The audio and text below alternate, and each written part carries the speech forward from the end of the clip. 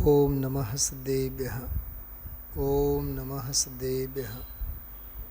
ओम नमः सदेभ्यः। यस्य स्वयं स्वभावाप्तिरभावे कृष्णकर्मणः तस्मै संज्ञानरूपाय नमोस्तु परमात्मने।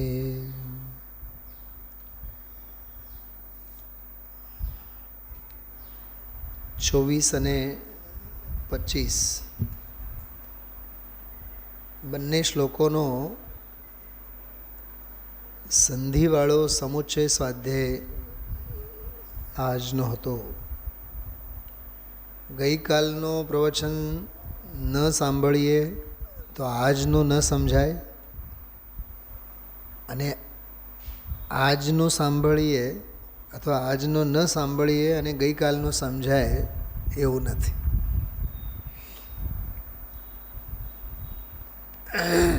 શું કહેવા માગે છે? પહેલાં આપ એક કામ કરો, જિનેન્દ્ર રચનામાં છડાળા કાઢો. છડાળાની કેટલીક પંક્તિઓ એનો આપણે પાઠ કરીએ, પછી આપણે ચાલતો વિષય જે છે મૂળ, એની ચર્ચા આપણે કરશું. પારા નંબર 290 છે છડાળામાં.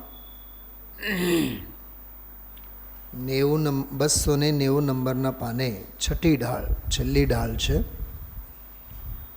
એમાં 8મો છંદ, 9મો છંદ અને 10મો 3 છંદોનો આપણે પાઠ કરીએ.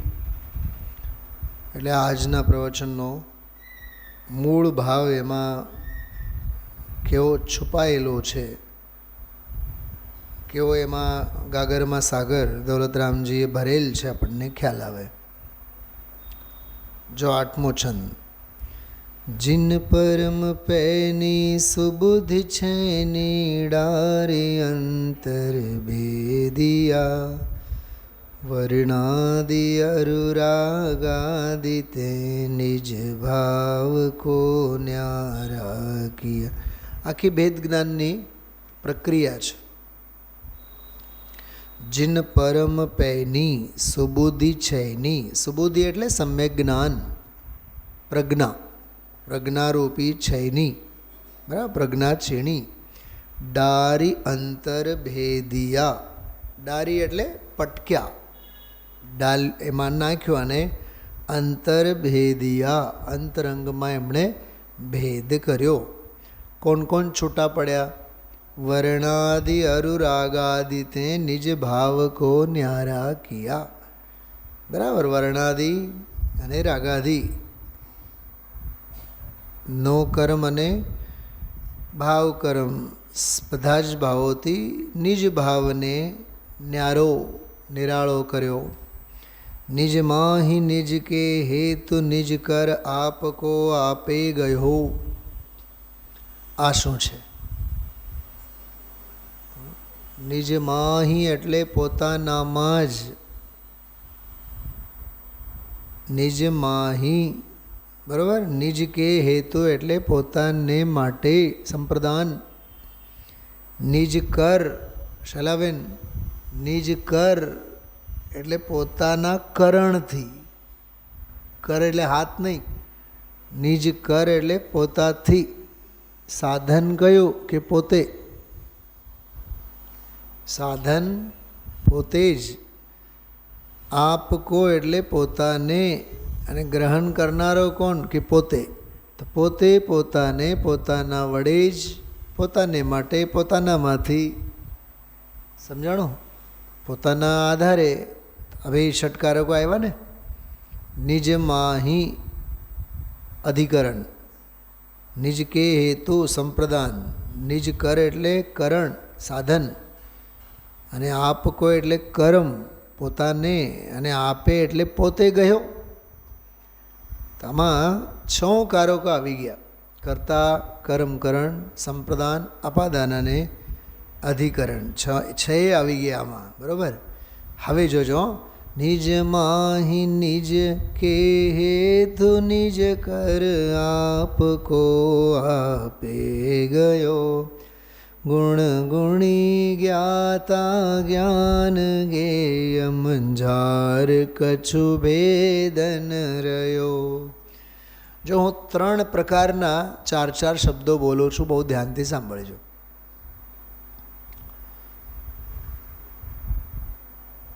કોઈ જ્ઞાન છે, કોઈ જ્ઞાતા છે, કોઈ જ્ઞેય છે, અને જ્ઞાન વડે જ્ઞેય પ્રત્યે જ્ઞાતા જે પામે એને જ્ઞપ્તિ કહેવાય. તો કહે છે કે જ્ઞાતા એ જ્ઞાન વડે સ્વજ્ઞેયમાં જ્ઞપ્તિ સાધી કહેવાના 4 છે તો ચારે એક જ. ધ્યાન વડે ધ્યાતાએ ધ્યેયમાં ધ્યાતી ક્રિયા કરી. વંદનાબેન પકડાય છે? ધ્યાન વડે ધ્યાતાએ ધ્યેય પ્રત્યે ધ્યાતી ક્રિયા. ધ્યાતી ક્રિયા એટલે ધ્યાન જ છે, અથવા ધ્યાતી ક્રિયા એટલે ધ્યાનનું ફળ. તો ધ્યાનનું ફળ શેના વડે? કે ધ્યાન વડે. કોણ કરે? ધ્યાતા કરે. કોને ધ્યેય બનાવીને? કે સ્વધ્યેય છે એને ધ્યેય બનાવીને. અને જે એને મળે એ શું મળે? કે ધ્યાતી. તો જ્ઞાન જ્ઞેય જ્ઞાતા જ્ઞપ્તિ, ધ્યાન ધ્યેય ધ્યાતા ધ્યાતી. એમ જ્ઞાન જ્ઞેય જ્ઞાતા જ્ઞપ્તિ. તો જ્ઞાનના અર્થમાં 4, જ્ઞાન જ્ઞેય જ્ઞાતા જ્ઞપ્તિ. ધ્યાનના અર્થમાં 4, ધ્યાન ધ્યેય ધ્યાતા અને ધ્યપ્તિ એટલે ધ્યાતી. ખ્યાલમાં આવ્યું? તો અહીંયા કહે છે એ કર્તા કર્મ કરણ વગેરેના ભેદો કરીને સમજાવવામાં આવે છે. વસ્તુ સ્વભાવમાં કોઈ ભેદ નથી. વસ્તુ સ્વભાવને ભેદો વડે સમજાવવામાં આવે છે. શું ખ્યાલમાં આવે છે? ધ્યાનથી સાંભળજો, બહુ ઉપયોગી પ્રકરણ છે આ. જરાય ઉપયોગ આમ તેમ ન થાય. આમાં તો મર્મની વાત તો ચાલે છે. 25મા શ્લોકમાં ગઈકાલે એવું કીધું, અધ્યાત્મ યોગ વડે કર્મોની તત્કાળ નિર્જરા થાય છે. 25મો શ્લોક જુઓ તમે લોકો, થોડીક વાર પછી, પહેલાં આ પૂરું કરીએ. હવે આગળ જો, જહાં ધ્યાન ધ્યાતા ધ્યેય કોન વિકલ્પ વચ ભેદન જહાં. જ્યાં ધ્યાન ધ્યાતા ધ્યેય આ ત્રણેયના ન વિકલ્પ, કોઈ વિકલ્પ નથી, અને વચન ભેદે નથી. વચન ભેદે નથી. શૈલાબેન, વચન ભેદ ક્યારે? જ્યારે સમજાવવામાં આવે ત્યારે. પુરુષાર્થ શુદ્ધિપાઈની ભાષામાં અબુધસ્ય બોધનાર્થમ, અબુધને સમજાવવામાં આવે ત્યારે.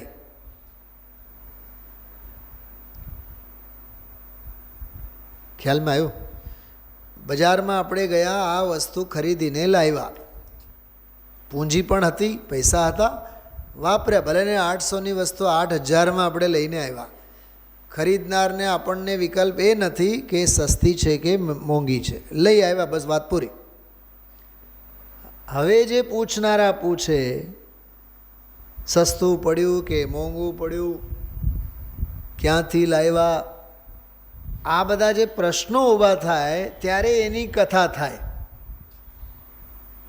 અને ખરેખર તો જે ખરીદીને લાવ્યા છે ને, સસ્તું તો સસ્તું અને મોંઘું તો મોંઘું, ગરજ હતું ને એટલે આપણે લઈને આવ્યા, વાત પૂરી.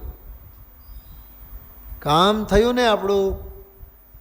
બોલો, ખરીદનારને વિકલ્પો નથી, પણ પૂછનારને પંચાત સિવાય કાંઈ નથી.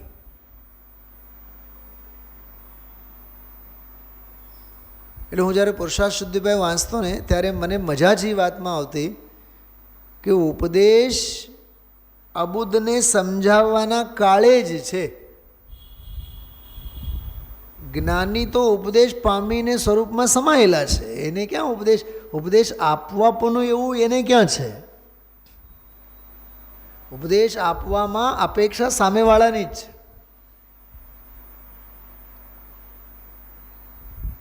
સમજો કે વંદનાબેન છે, બરાબર, સૌરાષ્ટ્ર કલા કેન્દ્રમાં મકાન, ઘરના ડ્રાઈવર છે, ઘરની 50 લાખની ગાડી હોય, હા, નિવૃત્ત જીવન હોય,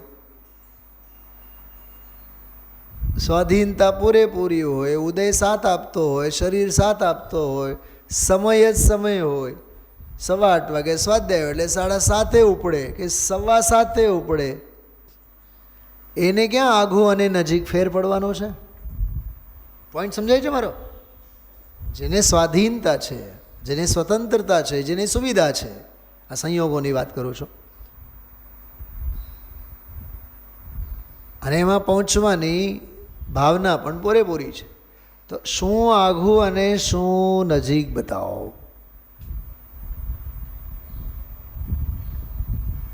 હવે એનાથી એ 25 કિલોમીટર દૂર આગળ રહેતા હોય, કાલાવાડ રહેતા હોય, ઓહો અમે તો રોજ કાલાવાડથી આવીએ, એમ અમે તો અહીંયા સૌરાષ્ટ્ર કલા કેન્દ્રમાંથી જ આવીએ, અને મંદિરની બાજુમાં રહેતા હોય, ઓહો તમે તો કલા કેન્દ્રમાંથી આવો.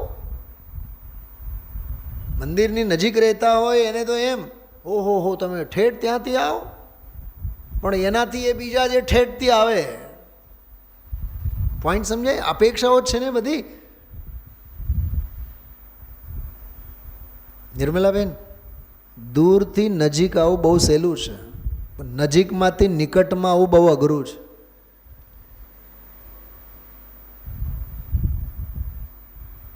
અમે લોકો તો ત્યાં જનરલી સ્કૂલો કોલેજોમાં જોઈએ છીએ કાયમ 5-5, 6-6 કિલોમીટર દૂર હોય ને, એ પેલો ઘંટ વાગે 12:20 એના 10 મિનિટ પહેલાં પહોંચી ગયા હોય, અને પાડોશમાં રહેતા હોય ને એ 10 મિનિટ મોડેથી આવે.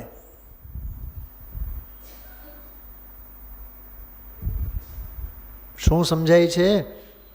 હા, તો આમાં વાત એ ચાલે છે કે જે 19-20 નંબરના શ્લોકથી સમજાવતા એવા, પોતે પોતાનું ધ્યાન, પોતા વડે ધ્યાન,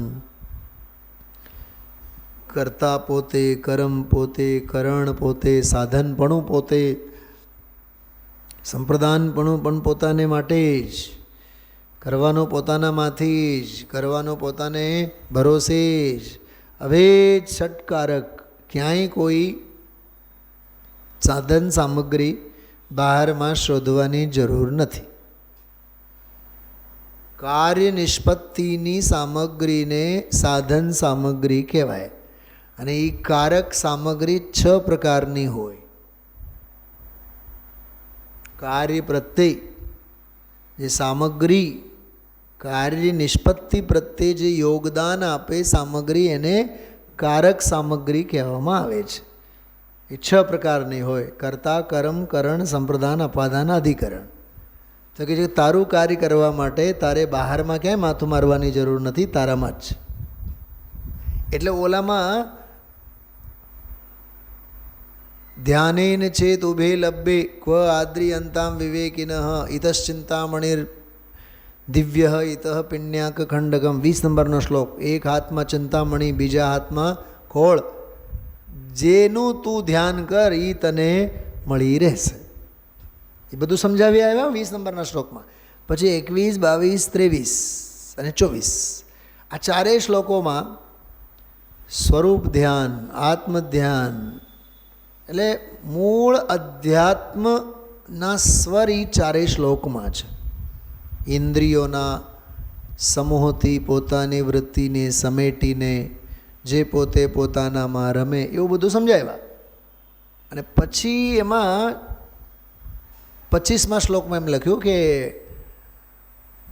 અધ્યાત્મ યોગ વડે, જે ગઈકાલનો સ્વાધ્યાય, કાલે ઘણું કીધું આપણે, સિદ્ધ યોગ, અધ્યાત્મ યોગ, સિદ્ધ યોગી, અધ્યાત્મ યોગી, શુદ્ધોપયોગ, સ્વરૂપલીન દશા. હવે એનાથી સાવ ઓલી વાતને સાંભળજો.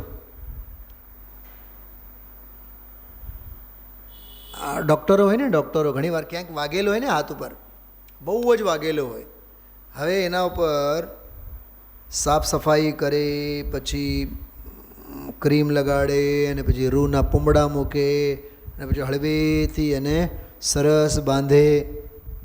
એ એટલી માવજતપૂર્વક બાંધતા હોય જાણે કે હવે આખી જિંદગી એને આપણે રાખવાના હોય.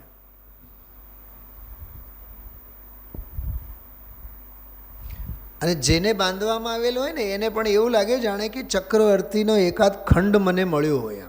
આમ હાથ તૂટેલું હોય ને, હાથ આમ તૂટેલ હોય અને આમ મૂકીને એને હાલવાનું હોય ને, તો 2-4-6 દિવસ તો એને બહુ મજા પણ આવે.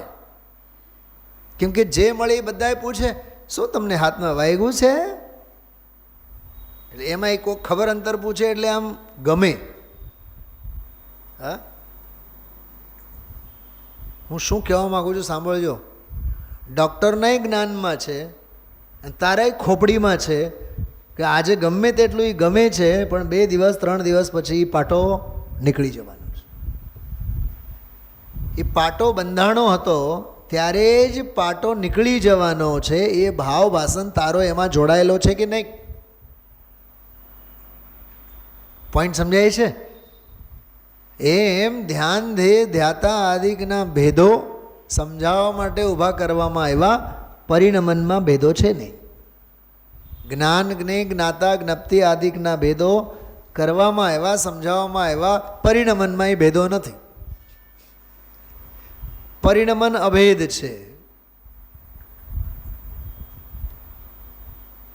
હવે સાંભળજો આગળની વાત. તમે તો એમ કીધું હતું કે અધ્યાત્મ યોગ વડે કર્મોની નિર્જરા પૂરેપૂરી થાય છે. તો આચાર્ય આજે કીધું બધું ટીકામાં, ભાઈ સાહેબ, ધ્યાન ધ્યેયને લક્ષ્ય બનાવીને ધ્યાતી ક્રિયાને કરનારો ધ્યાતા પુરુષ, જ્ઞાન વડે જ્ઞેયને ધ્યેય બનાવીને લક્ષ્ય બનાવીને જ્ઞપ્તિ ક્રિયાને કરનારો જ્ઞાતા પુરુષ પોતે પોતાનામાં લીન રહે છે. એને ક્યાં પરિસહો આદિ પણ જાણવામાં આવે છે? એને ક્યાં પરિસહો આદિકથી સંબંધ છે? એને ક્યાં કર્માદિક બંધાયેલા છે એનાથી નિષ્પત છે? એ બંધાયેલા હોય તો ભલે, છૂટતા હોય તો ભલે, છૂટી ગયા હોય તો ભલે. તો કહે છે એ ધ્યાતા પુરુષને જે સ્વરૂપ લીન દશામાં છે એને કર્મ બંધ જ નથી, બંધ જ નથી, સંબંધ જ નથી. તો એ આવતા રોકે એ સંવર ક્યાંથી? અને બંધાયેલા છૂટે એ નિર્જરા ક્યાંથી? દેવીબેન અઘરું છે. 320 નંબરની ગાથાનો હાર્દ છે.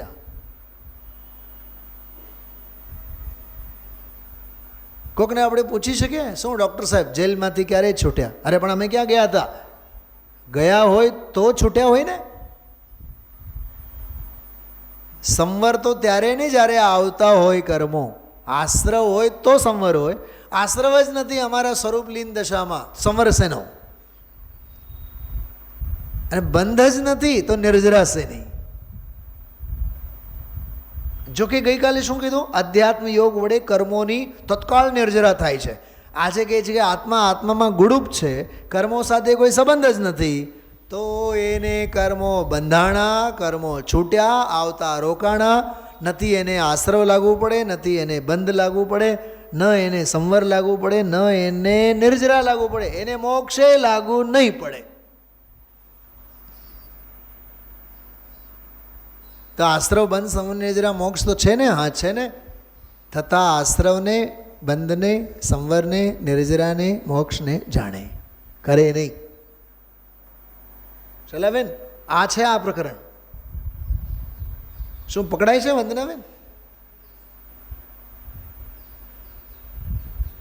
25મા શ્લોકની બીજી લીટીમાં જોજો, અધ્યાત્મ યોગેન કર્મણામ આશુ નિર્જરા, કે તત્કાળ શીઘ્ર એમની નિર્જરા થઈ જાય છે.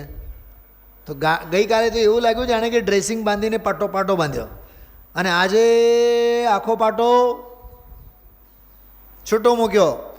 હાલ હાલ હાલ, કર્મો સાથે તારે કાંઈ સંબંધ જ નથી. એટલે આમાંથી એક બીજો એક મર્મ નીકળે, અમે બહુ ઉપવાસ કરીએ છીએ એટલે બહુ મોટો ધર્મ કરીએ છીએ એટલે જાણે કે બહુ મોટી કર્મો અમે ખપાવીએ છીએ. આ અભિમાનને અભેરાઈ ઉપર મૂક. પહેલી વાત તો ઉપવાસ વગેરે કરવાથી કર્મો ખપે એ વાતમાં કાંઈ માલ જ નથી, એવું છે જ નહીં. અહીંયા તો મૂળમાં કર્મ જ તારી પાસે નથી તો કર્મોને શું ખપાવતું? દામજીભાઈ બહુ ઊંચી વાત છે, બહુ ઊંચી વાત છે, બહુ ઊંચી વાત. શું કહું, આના પછી કોઈ ઊંચી વાત બાકી છે જ નહીં. કેટલી વખત ગુરુદેવશ્રી આજે કીધું, સંબંધ જ નથી તારે તો સંવર શેનો અને નિર્જરા શેની? બંધ હોય તો સંબંધ હોય, સંબંધ હોય તો નિર્જરા થાય, નિર્જરા થાય તો મોક્ષ થાય. જો એક વાત કહું, જીવ અજીવ આશ્રવ બંધ સંવર નિજરા મોક્ષ 7 તત્વો છે ને, અજીવને મૂકો બાજુમાં. જીવ તત્વ જે છે એ સિવાયના બાકી બધા પર્યાય તત્વો છે.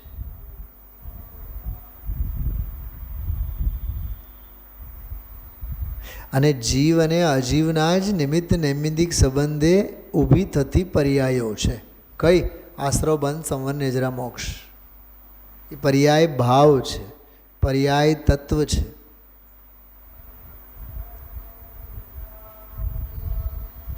શૈલાબેન એક બહુ જોરદાર વાત કરો. આશ્રવ બંધ સંવર નિજરા મોક્ષ, આશ્રવ બંધ સંવર નિજરા અને મોક્ષ. નિયમસારની 38મી ગાથાની ભાષામાં ઔદૈિક ભાવ, ઔપશમિક ભાવ, ક્ષાયપશમિક ભાવ અને ક્ષાયિક ભાવ છે. મોક્ષ તો ક્ષાયિક ભાવમાં જ છે ને, સંવર નિજરા ક્ષાયપશમિક ભાવમાં જ છે ને, આશ્રવ બંધ ઉદય ભાવમાં જ છે ને, પર્યાય ભાવ જ છે ને. અને હું તો દ્રવ્ય સ્વભાવે છું. હું મારામાં મારા જ્ઞાન વડે મારા સ્વરૂપમાં લીન થાઉં છું, એવો ભેદો મને લાગુ ન પડે તો કર્મોને હું બાંધું, કર્મોને હું ખપાવું, કર્મોને હું છૂટા કરું. એ વાત આવી ક્યાંથી? અને કહે છે કે અસદ્ભુત વ્યવહાર ન એ છે બધું. તો નિર્જરાના જે 3 પ્રકારો આમાં આવ્યા, કર્મોનું ખરવું, અશુદ્ધિનું ટળવું, શુદ્ધિનું વધવું. સાંભળજો, આમાં પણ એક મર્મની વાત છે. કર્મોનું ટળવું એ તો અસદ્ભુત વ્યવહાર નહીંનો વિષય. રાગાદી ભાવો અશુદ્ધિનું ટળવું એ તો અશુદ્ધ નિશ્ચય નહીંનો વિષય. શુદ્ધિની વૃદ્ધિ થવી એ તો એક દેશ શુદ્ધ નિશ્ચય નહીંનો વિષય. પણ આત્મ સ્વભાવ જ્ઞાયક ભાવમાં ન કર્મોનું ટળવું છે, ન અશુદ્ધિનું ટળવું છે, ન શુદ્ધિનું વધવું છે. એમાં તો 3માંથી એકે નથી. ચંદ્રાબેન, ન જ્ઞાન સ્વભાવમાં ન અસદ્ભુત વ્યવહાર નહીંનો વિષય છે, ન એક દેશ શુદ્ધ નિશ્ચય નહીંનો વિષય છે, કે અસદ્ભુત સદ્ભુત અને એક દેશ શુદ્ધ નિશ્ચય નહીં. કોઈ વ્યવહાર નહીંનો એમાં વિષય છે જ નહીં. કર્મોનું ટળવું નથી, અશુદ્ધિનું ટળવું નથી, કે શુદ્ધિનું વધવું એ સ્વભાવમાં નથી.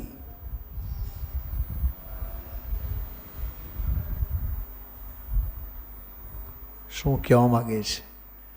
કહેવા એ માગે છે સ્વભાવને સમજો, જ્ઞાન ભાવને ઓળખો અને જ્ઞાન ભાવમાં જ્ઞાન ભાવે પરિણમો.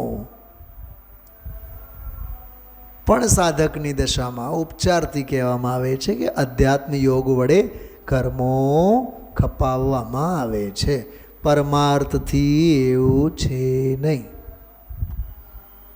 અમે કેમ કહી શકીએ કે પરમાર્થથી અધ્યાત્મ યોગ વડે કર્મોને ખપાવી શકાય? આ બધી ટીકાની કમાલ છે પંડિત આશાધરજીની. બધું ટીકામાં આવેલું છે આ વિષય, 2-3 લીટીમાં જ. પછી એનો વિસ્તાર આજે ગુરુદેવશ્રીના પ્રવચનમાં આવ્યો. ધ્યાન, ધ્યેય, ધ્યાતા આદિકના જે ભેદો છે એ ભેદો પરિણમનમાં છે જ નહીં. એટલે અભેદ આત્મ સ્વભાવ ભાવ જ છે માત્ર. એની ચર્ચા જો કે આ ગાથા જે છે ગઈકાલે સિદ્ધ યોગી અને સાધ્ય યોગી એમ કરીને, જો આનો ભાવાર્થ તમને મળતો હોય તો જુઓ 25મા શ્લોકનો. એક જ લીટીનો ભાવાર્થ છે. અધ્યાત્મ યોગથી આત્મામાં આત્માનું જ જોડાણ કરવાથી કર્મોની નિર્જરા થાય છે. કહેતા કહી તો ગયા કર્મોની નિર્જરા થાય છે, બરાબર, પણ તે ધ્યાન કરનાર જીવોના બે પ્રકાર છે.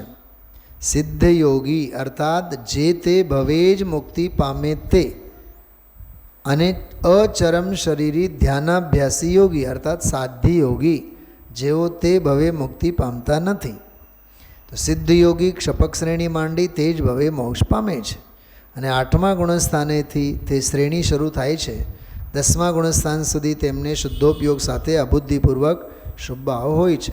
તેમને શુદ્ધોપયોગના કારણે ઘાતી કર્મની નિર્જરા થાય છે, અને અબુદ્ધિપૂર્વકના શુભ ભાવને લીધે તેમને ઘાતી કર્મનો તથા અઘાતીની શુભ કર્મ પ્રકૃતિનો ગુણસ્થાન અનુસાર બંધ થાય છે. વીતરાગતા પ્રાપ્ત થયા પછી યોગથી માત્ર સાતાવેદની કર્મનો આશ્રવ થાય.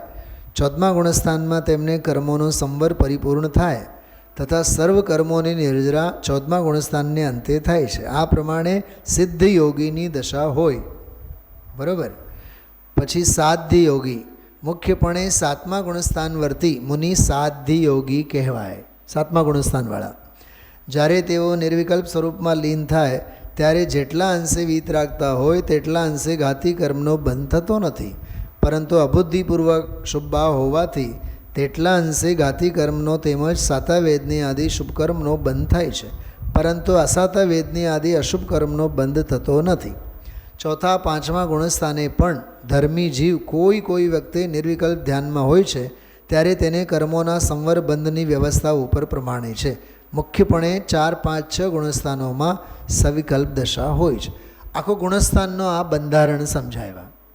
હવે આ 25મો શ્લોક, આમાં એક દૃષ્ટાંત આપેલો છે. ચટાઈનો કરનાર હું.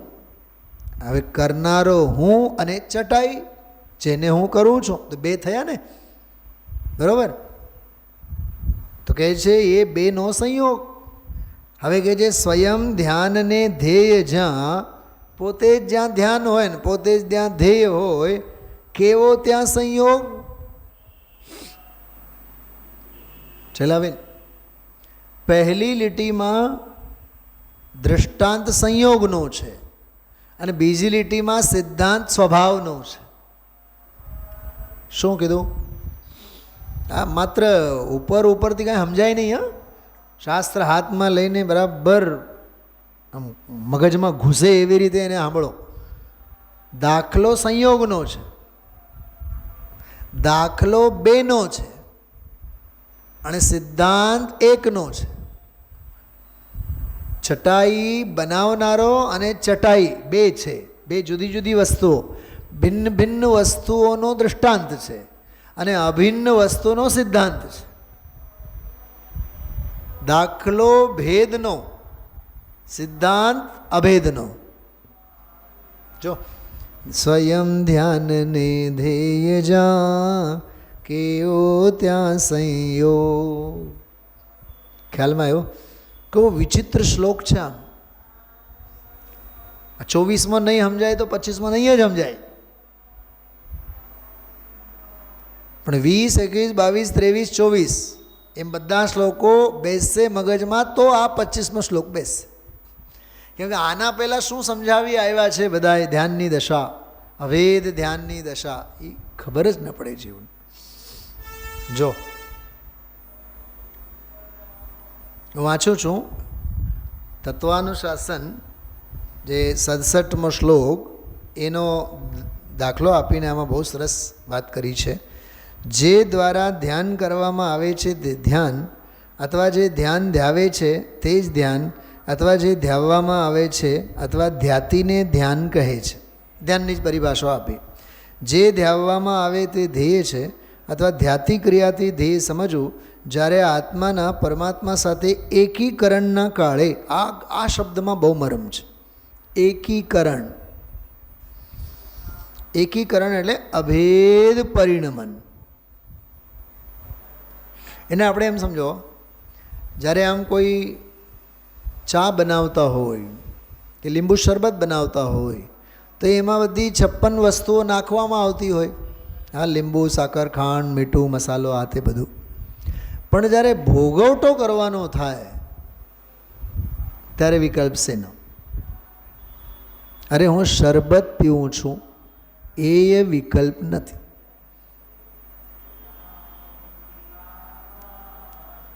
ખ્યાલમાં આવ્યું? પ્રવચન સારમાં એક માળાનો દ્રષ્ટાંત આપેલો છે. મોતીની માળા બજારમાંથી ખરીદીને લાવ્યા. તો એ મોતીની છે ને માળા છે ને સસ્તી છે ને મોંઘી છે ને ટકાઉ છે, આ બધા ભેદો ખરીદતી વખતે, વસ્તુ સ્વરૂપના નિર્ણય વખતે. પણ આવીને પહેર્યા બાદ પછી કોઈ આપણને પૂછે, જેમ હમણાં મેં 10 મિનિટ પહેલાં કીધું હતું, સસ્તી લઈ આવ્યા કે મોંઘી લઈ આવ્યા કે ક્યાંથી લઈ આવ્યા, એ પહેરનારને માટે માત્ર ભોગવટો છે, એ ખલેલ પહોંચાડે છે. એને કોઈ પણ પ્રશ્નો પૂછવામાં આવે તો. એમ અહીંયા કહે છે, જે ધ્યાવવામાં આવે છે તે ધ્યેય છે અથવા ધ્યાતિ ક્રિયાથી ધ્યેય સમજવું જ્યારે આત્માના પરમાત્મા સાથે એકીકરણના કાળે, તાદાત્મ્ય કાળે આત્મા જ ચિન્માત્ર થઈ જાય છે. જ્યારે દ્રવ્યકર્મ સાથે આત્માનો સંયોગ આદિરૂપ કેવા પ્રકારનો સંબંધ હોઈ શકે જેથી અધ્યાત્મ યોગથી કર્મોની શીઘ્ર નિર્જરાત થઈ જાય છે, એ સંબંધી પરમાર્થે કહેવામાં આવ્યું છે. એમ કેમ કહી શકાય? એમ કહે છે સ્વરૂપલીન દશા જ છે તો કોણ ખપાવે, કોને ખપાવે? અહીંયા ધ્યાન દે, ધ્યાતા અધિકના પણ વિકલ્પો નથી, તો કર્મો સાથેના તો સંબંધો કેવા? જો વાત તો બહુ માર્મિક છે, પણ આપણે જે અભિમાન લઈએ છીએ ને, અમે દુકાન બંધ કરી દીધી, અમે ફેક્ટરી બંધ કરી દીધી, અમે હવે ધંધો મૂકી દીધો છે, હવે અમે કોઈ લોક વ્યવહાર કરતા જ નથી, હવે બાયડી છોકરા કોઈને આપણે ચિંતા નથી, ફિકર નથી, બધેથી આપણે નિવૃત્ત થઈ ગયા છીએ. અહીંયા એમ કહે છે આ અભિમાનને અહીંયા સ્થાન નથી. ચલાવનારો તું કોણ અને બંધ કરનારો તું કોણ? ચલાવે ને? આ બહુ સ્થૂળ વાત તો આમાં એ છે. જે લોકો એવો અભિમાન લઈએ છે, હવે તો અમે બસ પૂરું થઈ ગયું, હવે દીકરો ફેક્ટરી સંભાળતો થઈ ગયો છે, હવે તો અમે બધું મૂકી દીધું છે. એટલે આ જીવને નિવૃત્તિના નામે પણ અભિમાન પોષવાની વૃત્તિ છે. એટલે અમે તો હવે કર્મો છોડી દીધા, એટલે એનો અર્થ કર્મો બાંધ્યા હતા. તો કહે છે કે તું બાંધ્યા હતા એ વિકલ્પને છોડ, અને તે મૂકી દીધા એ વિકલ્પને છોડ. સ્વરૂપ અને સ્વભાવમાં જ શુદ્ધોપયોગની લીન દશા હોય તો કર્મો સાથેના બંધ જ નથી. ત્યાં કર્મો સાથેના કોઈ બંધ જ નથી, તો સંવર ક્યાંથી અને નિર્જરા ક્યાંથી? નિર્જરા એટલે એને ખપાવતું, એ વાત ક્યાંથી આવી? અને એને આવતા રોગ, એ સંવર, એ ક્યાંથી આવી? તો તારામાં છે ને? સમજાય છે? ખ્યાલમાં આવે છે? બહુ અદ્ભુત. આશ્રવ બંધ સંવર નિર્જરા મોક્ષ, ક્રિયા માત્રથી નિરપેક્ષ સ્વરૂપલીન શુદ્ધોપયોગની દશા. બહુ અદ્ભુત. ગઈકાલના કથનને આજે પડકાર ફેંકનારો પ્રકરણ હતું. ગઈકાલનો અધ્યાત્મ હતો તો આજનો અધ્યાત્મનો બાપ હતો. ગઈકાલનો અધ્યાત્મ હતો તો આજનો તો અધ્યાત્મનો આમ ઉપર કળશ, એના ઉપર ધજા પરકાવ્યા. તો અદ્ભુત સ્વરૂપ લીન દશાની આખી સમાધિ યોગની બહુ અપૂર્વ ચર્ચા છે. વિચારશો. ઓમ નમઃ સિદ્ધિભે.